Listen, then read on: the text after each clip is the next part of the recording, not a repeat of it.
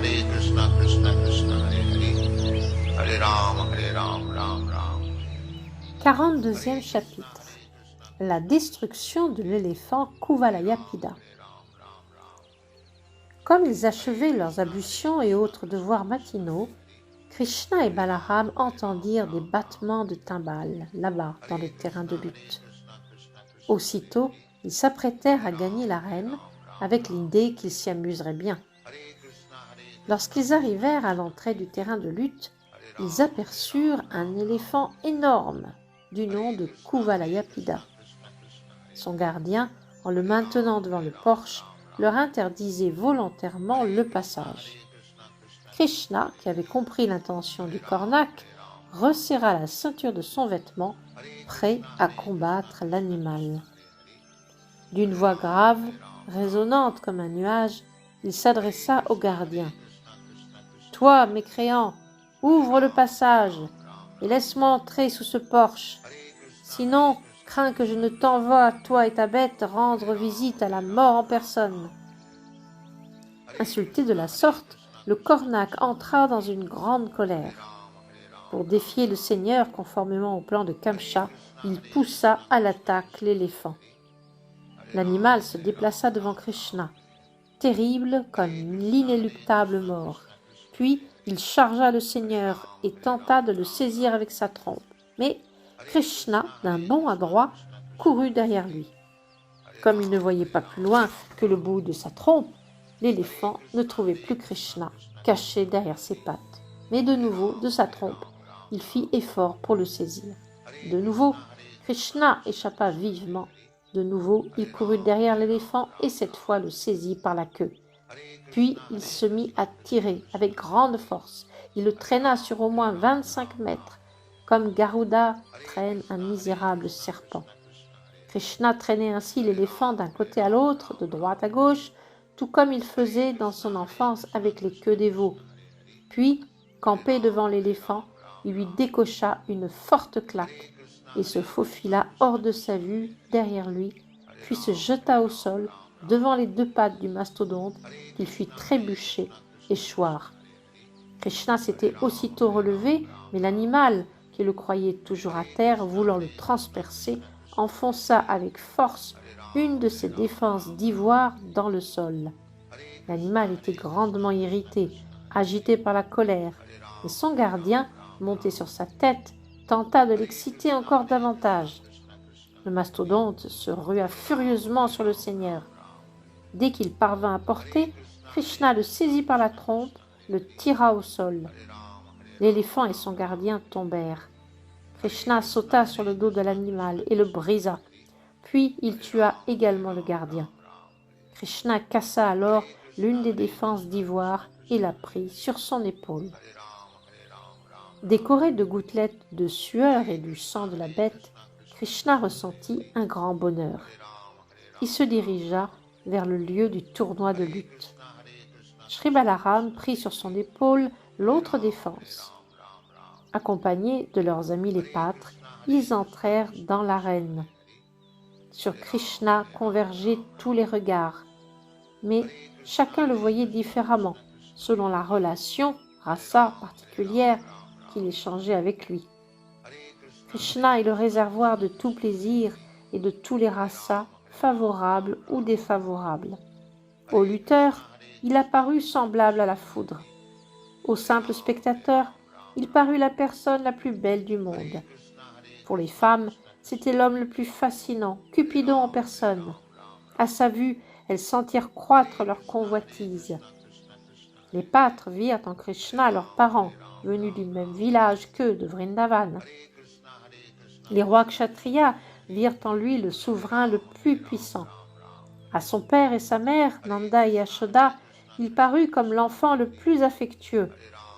À Kamcha, le roi de la dynastie Bhoja, il parut la mort en personne. Les médiocres, à l'intelligence courte, virent en lui un homme ordinaire. Aux yogis, il parut comme l'âme suprême. Aux membres de la dynastie Vrishni, il sembla le plus illustre de leurs descendants. Ainsi, perçu et goûté différemment par les différentes personnes présentes, Krishna pénétra dans le champ clos avec Balaram et ses amis les pâtres. On avait averti Kamsa de la mort de l'éléphant Kuvalayapida. La terrible puissance de Krishna lui était désormais connue et il en ressentait une grande frayeur. Krishna et Balaram avaient de longues mains, vêtues merveilleusement. Ils captivaient tous les regards. On eût dit à leur costume des acteurs prêts à entrer en scène. Les habitants de Mathura, quand ils virent Krishna, Dieu la personne suprême, sentirent une satisfaction profonde et jetèrent tout leur regard sur son visage, insatiable, comme buvant le nectar d'Éden. La vue de Krishna leur donnait tant de plaisir qu'il leur semblait également sentir l'arôme, goûter la saveur de son corps et l'étreindre de leurs bras, lui comme Balaram. On s'entretenait sur tous les gradins des deux frères sublimes.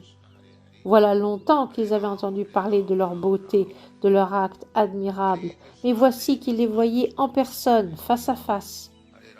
N'étaient-ils pas deux puissants avatars, manifestations plénières du Seigneur suprême, Narayan, paru en ces années à Vrindavan? Les habitants de Mathura commencèrent à se raconter les divertissements de Krishna, sa naissance en tant que fils de Vasudev, ses premières années confiées aux soins de Nanda Maharaj et de son épouse à Gokul, ainsi que tous les événements qui précédèrent sa venue dans la ville. Ils évoquèrent la mise à mort de l'Asura Putana et de Trinavarta, qui s'étaient présentés devant le Seigneur sous la forme d'une tornade. Ils rappelèrent les deux jumeaux affranchis de leur condition d'arbre, Yamala Arjuna, Shankasura Keshi, Dhenukasura et nombre d'autres asuras, disait-il, ont été tués par Krishna et Balaram à Vrindavan. Krishna a sauvé aussi tous les pâtres d'un feu dévastateur. Il a châtié le serpent Kaliya, retiré dans les eaux de la Yamuna, et rabaissé l'orgueil d'Indra, roi des planètes édéniques. Pendant 7 jours entiers, il a soulevé d'une main la grande colline Govardhan, protégeant ainsi le peuple de Gokul contre les pluies, les vents violents et les orages incessants. Ils se souvinrent encore d'autres actes du Seigneur, de ces actes qui vivifient. Quel bonheur pour les demoiselles de Vrindavan de contempler la beauté de Krishna et de participer à ces divertissements. Elles en oublièrent le but de l'existence matérielle. Voyant Krishna, pensant à lui, elles sentirent s'effacer de leur mémoire toute espèce de lassitude matérielle. Puis, ils parlèrent de la dynastie Yadu. Pour avoir vu naître Krishna en son sein, elle demeurera à jamais la famille la plus célébrée de tout l'univers. Au milieu de cette rumeur, on entendit la musique de plusieurs orchestres annonçant le début du tournoi. Alors, Chanura, le célèbre lutteur, prit la parole, s'adressant aux deux frères. « Mes chers Krishna et Balaram, dit-il, on nous a beaucoup entretenus de vos exploits. Vous êtes de grands héros, et c'est pourquoi le roi vous a fait venir. Nous avons entendu vanter la puissance de vos bras. Le roi et toute l'assemblée désirent vous voir déployer votre talent à la lutte. Tout sujet doit obéir à son roi et le satisfaire. Si l'on agit de la sorte, on obtiendra toute bonne fortune. Celui qui néglige de se conformer aux désirs du roi devra souffrir de son courroux. Vous êtes des pâtres, et on nous a dit que vous pratiquiez volontiers la lutte l'un contre l'autre pendant que vous gardez les vaches dans la forêt. Voilà pourquoi nous voudrions que vous participiez à la lutte avec nous pour le plaisir de toute l'assemblée et du roi. Krishna comprit aussitôt ce qui se trouvait sous les paroles de Chanura et se tint prêt à l'affronter. En raison du temps et des circonstances, cependant, il parla ainsi. « Tu es le sujet du roi de Bhoja et tu vis dans la jungle. Nous aussi, indirectement, sommes ses sujets. Et dans la mesure du possible, nous efforçons de le satisfaire. Cette invite à participer au tournoi est certes de sa part une grande faveur, mais nous sommes bien jeunes. Oui, parfois il nous arrive de jouer dans la forêt de Vrindavan avec nos amis qui ont notre âge et sont de notre force, et c'est pour nous un bon exercice et un plaisir, mais de nous voir affronter de grands lutteurs comme vous, les spectateurs ne pourront tirer rien de bon, car ce serait aller à l'encontre des principes de la religion. Krishna indiquait par là aux jouteurs célèbres par leur puissance qu'il n'était pas très prudent de leur lancer un défi à lui comme à Balaram. Chanura répondit : « Mon cher Krishna, nous savons bien qu'en vérité tu n'es ni enfant ni jeune homme, mais tu te situes au-delà de tous les êtres, et de même ton frère aîné Balaram. Déjà tu as mis à mort l'éléphant Kuvalayapida, le plus vigoureux de tous les éléphants, et d'une façon merveilleuse. En raison de votre force, il vous incombe à toi et à Balaram d'affronter les plus vigoureux d'entre nous. C'est pourquoi je veux être ton adversaire et Mushtika, celui de Balaram. » Ainsi s'achèvent les enseignements de Bhaktivedanta pour le 42e chapitre du livre de Krishna intitulé « La destruction de l'éléphant Kuvalayapida ». Hare Krishna, Krishna Krishna, Hare Hare. Hare Ram, Ram Ram, Hare Hare. Hare Krishna, Krishna Krishna, Hare Hare.